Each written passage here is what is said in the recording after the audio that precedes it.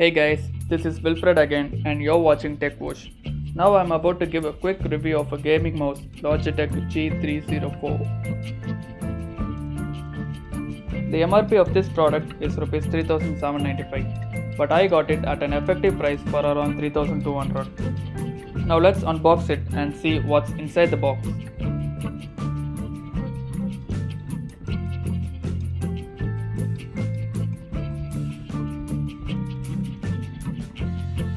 Here we have the user manual, the safety document, the USB nano receiver. This connects a mouse to a computer.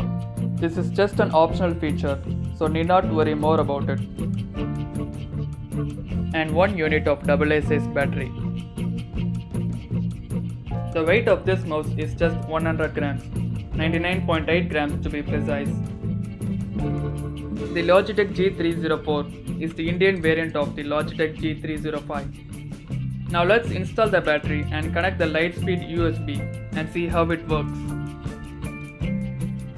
The USB protocol is 2.0, so it is compatible in most of the devices.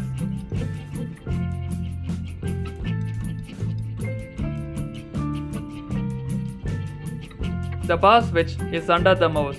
The blue or orange indicates on or off respectively. There is an orange indication below the DPI button. This means the battery is critically low. I use this mouse to play games like Tomb Raider, Dota, Counter-Strike, and I am pretty much impressed by its comfort and effortless movements.